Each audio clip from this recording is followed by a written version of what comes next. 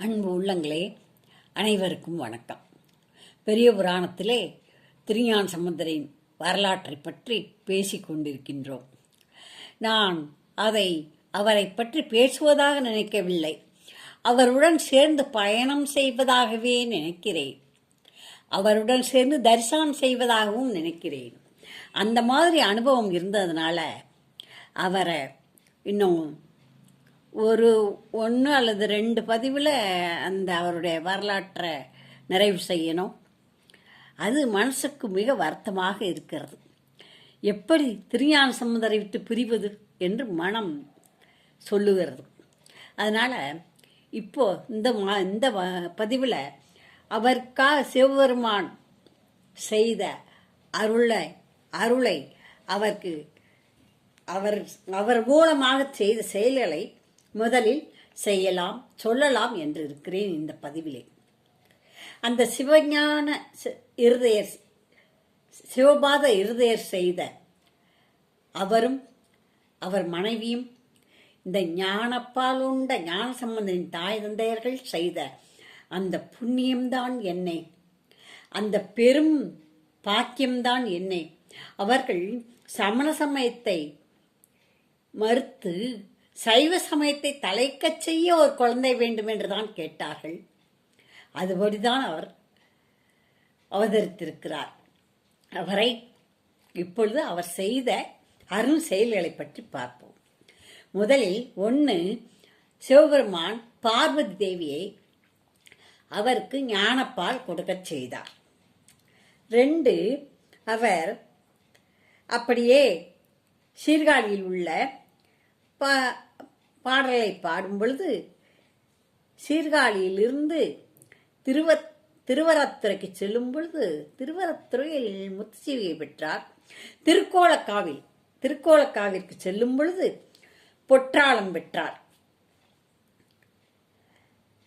2, திருவரத்துறையில் அவருக்கு 3 வயசு ஆகும்போது 4 வயசு ஆகும்போது கையை தட்டி பேசும்போது திருக்கோலக்காவில் பொற்றாளம் பெற்றார். முதல்ல திருக்கோலக்கால அந்த குழந்தை கையை தட்டி தட்டி பாடுகிறது. அதற்கு திருக்கோலக்காவில் பொற்றாளத்தை கொடுத்தார் சிவபெருமான். 2, திருவரத்துறையில் முத்துச்சிவியை கொடுத்தார். கால் நோக நடந்து செல்கிறது அல்லது அவர் தந்தையார் தூக்கி செல்கிறார், அதனால் அவருக்கு முத்துச்சிவியை கொடுப்போம், அந்த கூட வரும் பரிசனங்கள் அவரை தூக்கிச் செல்லட்டும் என்று முத்துச்சிவியை கொடுத்தார். பிறகு 3, திருப்பட்டீச்சுரத்தில் முத்துப்பந்தர் கொடுத்தார். முத்துச்சிவியை தூக்கிட்டு போவாங்க, ஆனா அவங்களும் வெயில்ல வாடுவாங்களே, அதுக்காக அதன் குடை போன்ற கால்களை வைத்து முத்துப்பந்தர் கொடுத்தார். அவர்கள் எல்லோருமே அந்த முத்துப்பந்தர் கீழ் நிழலில் நடந்து வந்தார்கள். 4, திருக்கொல்லம்புதூரில் ஓடம் செலுத்தினார். திருக்கொல்லம்புதூர்ல தண்ணி நிறைய வந்துச்சு, அதுல பாட்டு பாடியே ஓடம் செலுத்தினார். 5, திருவாவூர்துறையில் அவங்க அப்பா நான் சீர்காழியில திருவிழாக்கள்லாம் நடத்தணுப்பா, என்ன செய்யறதுன்னு தெரியல அப்படின்னு சொன்னார். உடனே அவரே சிவபெருமான்கிட்ட கேட்டு உளவாக்கிலினா குறையாத ஒரு பொன் முடிச்சு வாங்கி கொடுத்தார். 6, திருவாத்தூர்ல இந்த பனை மரமெல்லாம் காய்க்க மாட்டேங்குதுன்னு சொல்லி சமண சமய மக்கள் என்னை கேலி பண்றாங்கன்னு அந்த பனை மரத்தை வளர்த்தவரை சொன்னாங்க. வளர்த்தவரைன்னு சொன்னோம்னா ஆண் பனையை பெண் பனையாக்கினார். அடுத்து 7, திருப்பாச்சி ஆச்சிரமத்தில் கொல்லிமலவன் புதல்வியின் முயலகன் என்ற நோயை நீக்கினார். திருப்பாச்சில் ஆச்சிரமம் அந்த ஊர்ல கொல்லிமலவன்கிற தலைவனின் புதல்விக்கு வந்த முயலன் நோயை தீர்த்தார். அப்புறம் திருச்செங்குன்றூரில் குளிசுரத்தை தீர்த்தார். மக்களுக்கு குளிசுரம், அவர் பரிசரங்களுக்கு வந்த குளிசுரங்களை எல்லாம் தீர்த்தார். 9, திருமர்களில் செட்டியார் மகனை அற வந்தீண்டியது இல்லையா, அவரை உயிர்ப்பித்தார். 9. 10.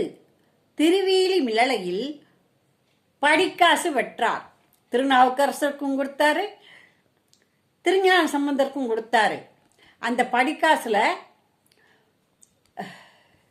என்னது, வாசியுள்ள பொற்காசு, வாசி இல்லாத பொற்காசும் கொடுத்தாரு. ஏன் எனக்கு வாசியுள்ள பொற்காசு கொடுத்தீர்கள் என்று கேட்டு சிவபெருமானிடம் மறுபடியும் வாசி இல்லாத பொற்காசு வாங்கினார். 11. வேதாரண்யத்தில் கதவு திறக்கணும், கோயில் கதவு வேதங்கள் பூட்டி விட்டு போய்விட்டன, நாங்கள் சுவரை குறைஞ்சி அந்த சுவருக்குள்ள கிட்டி வாசல் வழியாக தான் போயிட்டு வரோன்னு அந்த ஊர் மக்கள் சொன்ன உடனே தலைவாசல் கதவை, கோபுர வாசல் கதவை திறக்கச் செய்தார், மூடச் செய்தார். திருக்கதவத்தை இவர் அடைத்தார். திருநாவுக்கரசர் திறக்கச் செய்தார். அவர் 12 பாட்டுகள் பாடியவர்கள் திறந்தது. திருஞான சம்பந்தர் பாட ஆரம்பித்தவுடனே பூட்டியது. அந்த மாதிரி கதவை பூட்டவும் திறக்கவும் செய்தார்கள் திருநாவுக்கரசருடன் சேர்ந்து திருஞான சம்பந்தர். அப்புறம் மதுரையில் மன்னனுடைய வெப்பு நோயை தீர்த்தார். சமணர்களுக்காக அனல்வாதம் புனல்வாதம் 13, அனல்வாதம் 14, புனல்வாதம் செய்தார். 15.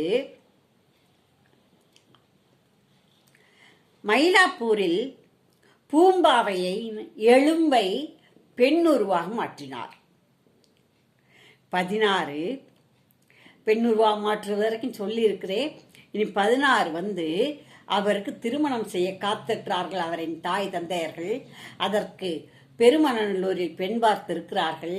அந்த திருமணத்திற்கு போகும்போது நாம் பார்ப்போம், நாமும் செல்வோம், அவருடனே தானே பயணம் செய்கிறோம். சோதியில் அனைவரையும் புகுவித்து சிவகதி அருள செய்கிறார். திருமணம் இருந்தபின் அந்த கடவுளை பார்க்க செல்கிறார்கள். அப்ப சிவசோதியில் புகுந்து சிவகதியில் செல்கிறார். அதுதான் இனி பார்க்க வேண்டிய நம்ம பகுதி. இத்தனை பதிவுகளையும் நாம் பார்த்திருக்கின்றோம். அவரை இனி அவருடைய திருமணத்தை பார்ப்போம். அவர் சிவகதியில் சேர்வதையும் நாம் பார்க்க அடுத்த பதிவினை தொடர்ந்து பாருங்கள். நன்றி, வணக்கம். மதுரை விசாலாட்சி ஆட்சி என்று போடுங்கள். இந்த திருஞான சம்பந்தருடையே நடந்தது போலவே இருக்கும். அவருடன் சென்று தரிசனம் பண்ணியது போலவே இருக்கும். அனைத்தையும் மிக எளிய முறையில் சொல்லி இருக்கிறேன். எளிய சொற்களினால் சொல்லியிருக்கிறேன். கடின சொற்களை விடுத்து நீங்கள் படிப்பதானால் அதை புரிந்து கொள்ள ஒரு அகராதியை பார்த்து புரிந்து கொள்ள வேண்டும். நான் அவற்றை எளிய மொழியில் உங்களுக்கு சொல்லியிருக்கிறேன். பாருங்கள், பதிவு செய்யுங்கள், சப்ஸ்கிரைப் பண்ணுங்கள், குழந்தைகளுக்கு சொல்லுங்கள். இந்து மதத்தில் இல்லாத அபூர்வ சிந்தனைகள் இல்லை. இதை படிக்கும் பொழுதே எனக்கு உள்ளம் உருகுகிறது. அவரை விட்டு பிரிகிறோமோ என்ற மனம் தளர்வுறுகிறது. இருந்தாலும் தொடர்ந்து அவரை சொன்னால்தானே அடுத்த நாயன்மாரை சொல்ல முடியும். அடுத்து தொடர்ந்து சொல்வதற்கு முயற்சிக்கிறேன். நன்றி, வணக்கம். எல்லாம் அவன் செயல். திருச்சிற்றம்பலம்.